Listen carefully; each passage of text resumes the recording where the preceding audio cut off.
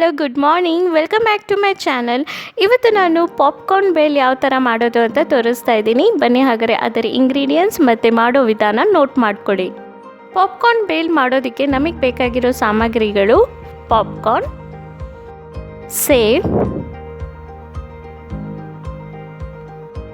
ಕಡಲೆಬೀಜ ಈ ಥರದ್ದು ಬೇಕು ಅಂದರೆ ನೀವು ಹಾಟ್ ಚಿಪ್ಸಲ್ಲಿ ಅಥವಾ ಬೇಕ್ರಿಯಲ್ಲಿ ಟ್ರೈ ಮಾಡ್ಬೋದು. ಅಥವಾ ಮನೆಯಲ್ಲೇ ಮಾಡ್ಕೊಬೇಕು ಅಂದರೆ ಫಸ್ಟು ಕಡಲೆಬೀಜನ ಡ್ರೈ ರೋಸ್ಟ್ ಮಾಡಿಕೊಂಡು ಅದಾದಮೇಲೆ ಆಯಿಲ್ ಹಾಕಿ ಆಯಿಲಲ್ಲಿ ಕಡಲೆಬೀಜ ಮತ್ತು ಚಿಲ್ಲಿ ಪೌಡರ್, ಸಾಲ್ಟ್ ಹಾಕಿ ಫ್ರೈ ಮಾಡ್ಕೊಳ್ಳಿ. ಪೊಟ್ಯಾಟೊ ಚಿಪ್ಸ್, ಕಾರ್ನ್ಫ್ಲೇಕ್ಸ್, ಇದು ಬೇಕ್ರಿಯಲ್ಲಿ ಸಿಗುತ್ತಲ್ಲ ಆ ಕಾರ್ನ್ಫ್ಲೇಕ್ಸ್ ಇದು, ಕೊತ್ತಂಬರಿ, ಟೊಮ್ಯಾಟೊ ಕೆಚಪ್.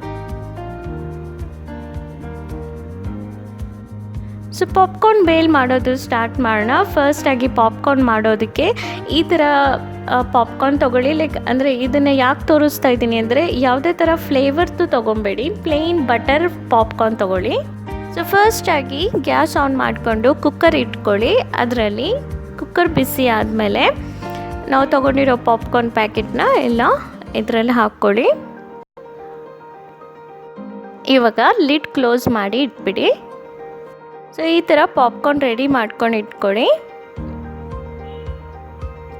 ಇವಾಗ ಒಂದು ಮಿಕ್ಸಿಂಗ್ ಬೌಲ್ ತೊಗೊಂಡು ಅದರಲ್ಲಿ ಪಾಪ್ಕಾರ್ನ್ ಹಾಕ್ಕೊಳ್ಳಿ. ನಿಮಗೆ ಎಷ್ಟು ಬೇಲ್ ಮಾಡಬೇಕೋ ಅಷ್ಟು ಪಾಪ್ಕಾರ್ನ್ ತೊಗೊಳ್ಳಿ. ಮಿಕ್ಸಿಂಗ್ ಬೌಲಲ್ಲಿ ಪಾಪ್ಕಾರ್ನ್ ಹಾಕಿದ್ಮೇಲೆ ಇವಾಗ ಪೊಟ್ಯಾಟೊ ಚಿಪ್ಸ್ ಹಾಕ್ಕೊಳ್ಳಿ. ಪೊಟ್ಯಾಟೊ ಚಿಪ್ಸ್ ಸ್ವಲ್ಪ ಲೈಟಾಗಿ ಕ್ರಷ್ ಮಾಡ್ಕೊಳ್ಳಿ. ಇವಾಗ ಕಾರ್ನ್ಫ್ಲೇಕ್ಸ್ ಇದು ನಿಮಗೆ ಬೇಕ್ರೀಸಲ್ಲಿ ಈಸಿಯಾಗಿ ಸಿಗುತ್ತೆ. ಕಾರ್ನ್ಫ್ಲೇಕ್ಸ್ ಹಾಕಿದ್ಮೇಲೆ ಇವಾಗ ಕಡಲೆಬೀಜ ಹಾಕ್ಕೊಳ್ಳಿ. ಇವಾಗ ಟೊಮ್ಯಾಟೊ ಕೆಚಪ್ ಹಾಕ್ಕೊಳ್ಳಿ. ಇವಾಗ ಕೆಚಪ್ ಹಾಕಿದ್ಮೇಲೆ ಜಸ್ಟ್ ಒಂದ್ಸಲಿ ಮಿಕ್ಸ್ ಮಾಡ್ಕೊಳ್ಳಿ ಎಲ್ಲ.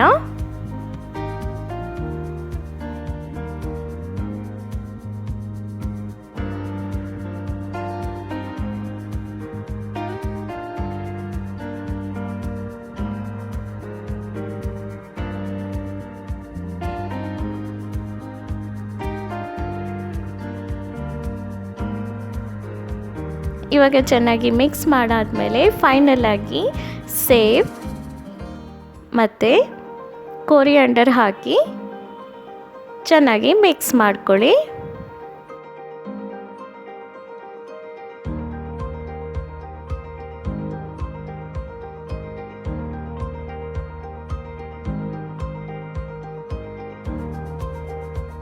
ಸೊ ಅಷ್ಟೇ, ಪಾಪ್ಕಾರ್ನ್ ಬೇಲ್ ರೆಡಿ ಆಗಿದೆ. ನೀವು ಕೂಡ ನಿಮ್ಮ ಮನೆಯಲ್ಲಿ ಮಾಡಿಕೊಂಡು ಎಂಜಾಯ್ ಮಾಡಿ, ತುಂಬ ಟೇಸ್ಟಿಯಾಗಿದೆ.